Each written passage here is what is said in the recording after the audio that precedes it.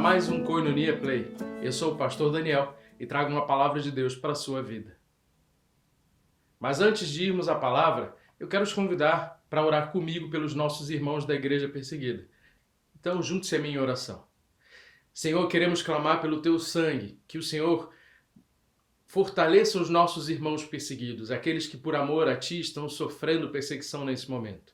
Te pedimos que o Senhor derrame sobre eles sabedoria, graça, intrepidez, coragem para ser testemunha de Cristo até as últimas circunstâncias. Ajuda-nos, nós que vivemos num país livre, que o Senhor coloque em nós, Senhor, esse desejo, essa vontade de orar todos os dias, queime em nosso coração.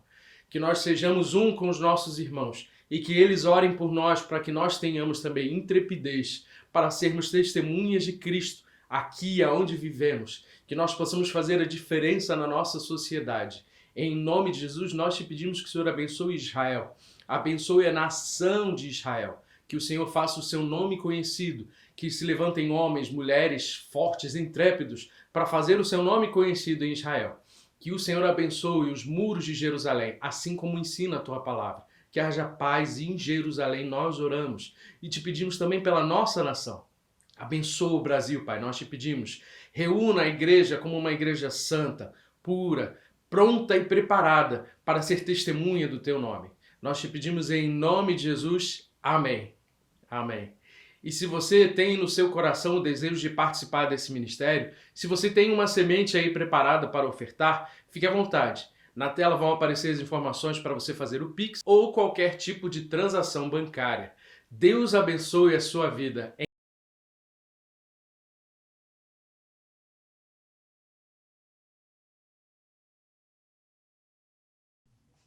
Mas antes de começarmos a palavra, eu quero fazer um pequeno desenho com você. Eu peço que você imagine um pai que, ao disciplinar o seu filho, digamos, ensinando-o a não colocar o dedo numa tomada. Ele fala uma vez e o filho insiste em levar a mão à tomada. O pai fala uma segunda vez, agora de forma um pouco mais firme, mais incisiva, e o filho insiste em colocar o dedo na tomada. Uma terceira vez, o pai fala, colocando a mão, impedindo que ele coloque o dedo na tomada. Uma quarta vez, o pai fala, dessa vez exercendo a autoridade com a vara, disciplinando o seu filho, mostrando para ele que ele não pode fazer aquilo, que aquilo vai fazer mal para ele. O pai está dizendo para o seu filho, não faça isso, meu filho.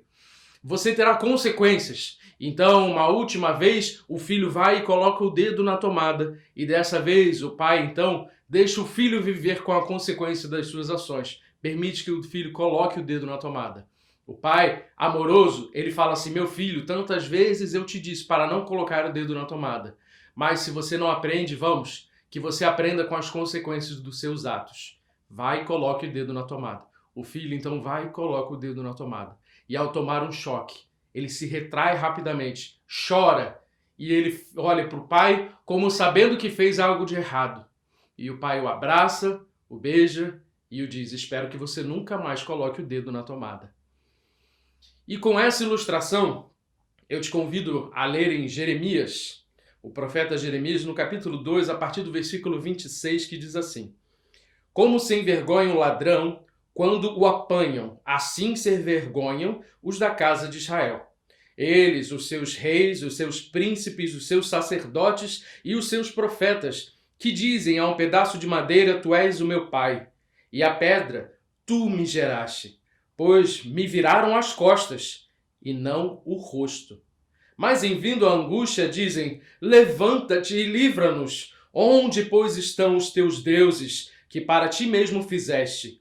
Eles que te levantem e te possam livrar no tempo da tua angústia, porque os teus deuses, ó Judá, são tantos quanto as tuas cidades. Somente até aqui por enquanto. Temos que entender que Jeremias vive numa situação em que está se acirrando o exílio. O reino de Israel já tinha sido dispersado. Já tinha sido disperso por todas as terras. E o reino de Judá estava quase prestes a ser exilado. Ele já tinha sido mais de uma vez invadido e destruído, e agora estava prestes a ser exilado. quando chega então a Babilônia e vai conquistar, destruir totalmente o reino de Judá e vai exilar o povo de Judá, levá-lo para fora. Essa é a situação em que Jeremias está aqui profetizando. Veja que na profecia de Jeremias, Deus fala com Judá como a um filho. Ele está dizendo a esse filho assim sobre as consequências dos erros dele. Durante muito tempo, nós vemos como Deus trata de Israel como a um filho. Ele mostra o caminho certo, ele tenta levar esse filho pelo caminho certo, ele tenta disciplinar esse filho até a última consequência, a pior consequência que um pai pode fazer com o filho, entregar o filho à sua própria sorte. Quando Deus entrega, então, o reino de Israel à sua própria sorte, eles são dispersos por todos os reinos da terra conhecida e, por fim, o reino de Judá é invadido e levado o seu povo cativo para fora de Israel. Aquela terra que Deus havia prometido para Abraão, que já tinha sido separado desde a eternidade pelo Senhor, aquela terra que Deus tinha preparado para a sua descendência, eles perderam completamente por consequência das suas ações. Porque eles pegaram um pedaço de pedra, um pedaço de madeira e disseram: esses são os nossos deuses. Eles é que nos livraram, eles é que nos geraram. Eu quero te levar a uma situação onde o povo está nos montes aos pés do Monte Sinai. E Moisés acabou de subir para poder receber a palavra do Senhor. Nós temos que saber que o povo havia ouvido da própria boca do Senhor, como uma voz de trovão. Eles ouviram todas aquelas leis que foram colocadas nas tábuas. O povo todo ouviu, temeu e por isso não subiu à presença do Senhor. Mas eles ouviram e disseram: tudo o que o disse o Senhor, assim faremos. Eles ouviram o Senhor dizendo que eles não deveriam fazer imagem de escultura, nem sobre o céu, nem na terra, nem de nenhuma imagem de animal, de qualquer espécie, de nada. Não deveriam fazer imagens para si. O povo ouviu e disse: tudo o que o Senhor disse faremos. Mas na primeira oportunidade em que Moisés subiu no monte e o povo se viu sozinho, como se sentissem sozinhos, mas e Moisés se foi, e a voz de Deus, e agora? O povo então disse para Arão: construa para nós um Deus, mostra-nos quem é esse Deus aí que nos livrou. Então Arão, com medo do povo, ele constrói um ídolo, um bezerro de ouro. Ele faz um bezerro de ouro e diz: esse é o Deus que os livrou do Egito. Vejamos, meus irmãos, esse ídolo que eles construíram era como se fosse uma imagem de como eles imaginavam que era o Senhor que os livrou do Egito. Sendo que essa imagem é uma imagem totalmente distorcida. Porque o próprio Deus disse: vocês não farão imagem de mim. Não farão imagem para vocês mesmos, de nenhum animal, de nenhuma espécie, de nada, no céu, na terra, nem debaixo da terra. Por quê? Porque Deus disse: eu coloquei a minha imagem e semelhança na terra. Quando Deus formou o homem do pó da terra e soprou sobre ele, sobre as suas narinas, o fôlego de vida, Deus colocou no homem a sua imagem e semelhança. Deus ordenou que o homem, que é a imagem e semelhança de Deus, ele buscasse a imagem e semelhança de Deus também no seu coração, no seu caráter, no seu agir. E assim Deus convida o homem para aprender com ele, para viver no jardim, para que, aprendendo de Deus no jardim, aplicasse em toda a criação. Aplicasse em toda a sua criação. Porém, o homem peca, se desvia do Senhor. E ao sair do jardim, a própria palavra de Deus nos diz que a terra se torna maldita. A terra do jardim, a Bíblia nos fala que ela dava espontaneamente de todo bom fruto. Tudo nascia espontaneamente. O trabalho do homem era muito mais o colher. Porém, quando o homem sai do jardim, quando ele vai para a terra que se tornou maldita, Deus diz que a terra se tornou maldita por causa do homem. E ele agora vai ter que tirar os espinhos e as ervas daninhas, que essas sim nascem agora naturalmente, espontaneamente da terra amaldiçoada. E o homem terá que limpar essa terra, redimir essa terra, para então plantar a boa semente e colher o bom fruto.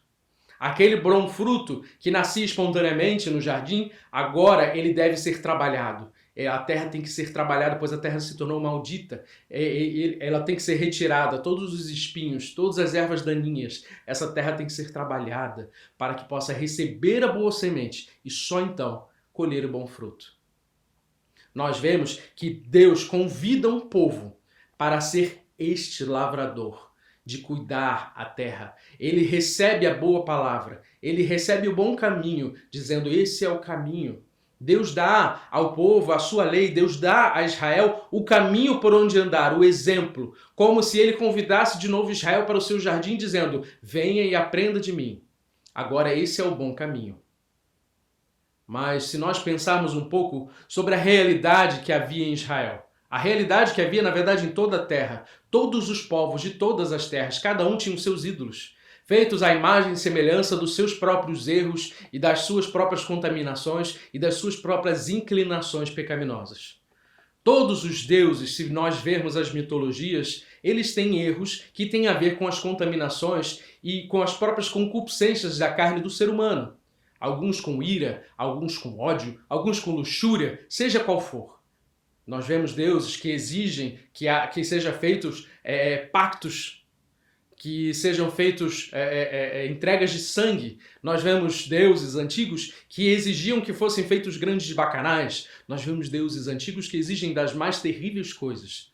As práticas que são levadas para frente pela própria concupiscência do ser humano. E voltando então ao Monte Sinai, onde o povo construiu um bezerro dizendo: esse é o nosso Deus. Ele nos tirou do Egito. Essa é a imagem que Deus está falando aqui em Jeremias. Quando vocês pegam um pedaço de pedra, um pedaço de madeira e dizem assim: esse é o meu pai, ele me sarou, ele me redimiu, ele que me gerou. Você está criando um Deus para poder justificar os seus próprios erros, para poder dizer: eu quero fazer, e esse meu Deus aqui me permite fazer. Meus irmãos, não é apenas o tempo antigo onde os deuses são levantados. Hoje mesmo, nós levantamos deuses que justificam as nossas próprias, que justificam os nossos próprios erros, as nossas próprias tendências pecaminosas. Nós levantamos ídolos em nossa vida, em nosso lar, em nossa cultura, que justificam os nossos pecados.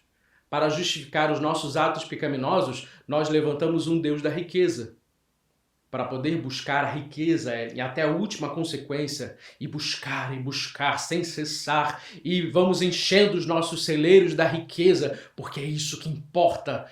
A Bíblia chama de o Deus da riqueza de Mamon, esse que é um senhor terrível, que acorrenta aqueles que o buscam.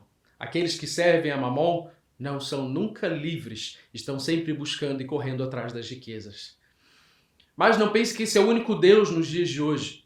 Qualquer coisa que você colocar em primeiro lugar na sua vida se torna um ídolo na sua vida. Não precisa que você levante uma estátua para que você devote a sua vida à sua família, que você devote a sua vida ao seu trabalho, que você devote a sua vida à sua imagem, à sua saúde. Entenda, meu irmão, que nada disso é ruim, mas nada disso deve ser a primeira coisa na sua vida. Quando a Bíblia nos fala que Deus nos fez do pó da terra e soprou o ar, o sopro de vida, e nós passamos a ser alma vivente, nós temos que ter uma certeza. Aquilo que é do pó chama, clama, nos leva de volta ao pó. A nossa carne tem tendências que nos chama para o pó, mas o nosso espírito, a vida, clama pela eternidade. Todos nós temos dentro de nós a tendência de buscar a Deus, mas nós temos que ouvir isso. Nós temos que deixar de dar ouvidos para a nossa carne, que clama para os caminhos da carne, pois o próprio Senhor disse: aquele que nasce da carne é carne, aquele que é do Espírito é do Espírito. Nós temos que nos alimentar de Deus, nós temos que receber dele a vida, como se voltássemos ao jardim e abríssemos mão de comer da árvore do conhecimento do bem e do mal, aquela que nos leva para a carne, e nos alimentássemos da árvore da vida. Eu quero me alimentar da árvore da vida. Eu vou derrubar os os ídolos na minha vida e eu vou edificar simplesmente um altar, onde a entrega sou eu no altar ao Senhor. A vida que o Senhor me deu, é isso que eu entrego diante do altar todos os dias. Mas então isso quer dizer que todos nós temos que virar pastores em tempo integral, servir no serviço do templo? Não, de forma nenhuma. Mas isso quer dizer que aonde você estiver, devote a sua vida a Deus. Antes de fazer qualquer coisa, ore e peça a Deus que Ele guie os seus passos. Isso quer dizer que você não vai tomar as suas atitudes simplesmente pensando no fim para glorificar a si mesmo. Isso quer dizer que você não vai tomar as suas atitudes sem pensar em Deus. Você vai colocar Deus em todas as suas atitudes, das mais simples até as maiores. E agora eu te convido a ler um pouco mais à frente, em Jeremias 4, quando Deus fala para o povo o que ele tinha preparado se eles escolhessem um bom caminho. Diz assim, Jeremias 4, do 3 ao 4.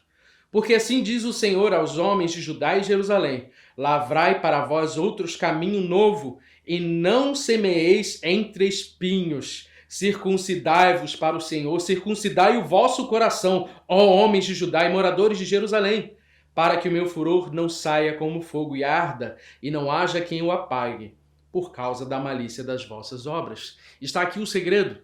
Está aqui o segredo. O Senhor falou para o povo. Lavrai para vós, homens de Judá e Jerusalém, lavrai para vós um campo novo, e não semeeis entre espinhos. Ou seja, preparem uma terra. Preparem a sua vida, o caminho, aonde vocês estiverem, limpem essa terra e preparem para receber a boa semente. Quando vocês tiverem a boa semente em suas mãos, plantem. Jesus nos fala sobre a parábola do semeador, que saiu a semear. Ele não ficou olhando os terrenos ao qual semeava, mas ele semeou. Semeou no meio do caminho, semeou entre os espinhos, semeou entre a terra rochosa, até que ele encontrou uma terra boa, fértil, e ele semeou, e nesse lugar deu a 30, 60 e a 100 por um. Meus irmãos, nós temos que preparar a boa terra.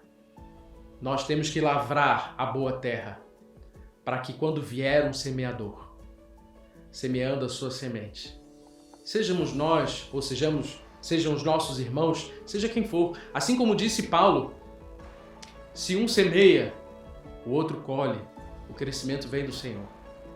Meu irmão, convide o Espírito Santo, peça que Ele more, habite na sua casa, que Ele retire os ídolos do seu lar, que Ele permita que do seu interior fluam rios de água viva e você seja a boa terra que gere bons frutos para dar boas sementes para o reino de Deus. Coloque aquele que é o primeiro lugar em primeiro lugar. E saiba que você é a imagem e semelhança de Deus para esse mundo. Então tome o seu lugar como um altar de adoração ao Senhor todos os dias da sua vida. Deus te abençoe, em nome de Jesus.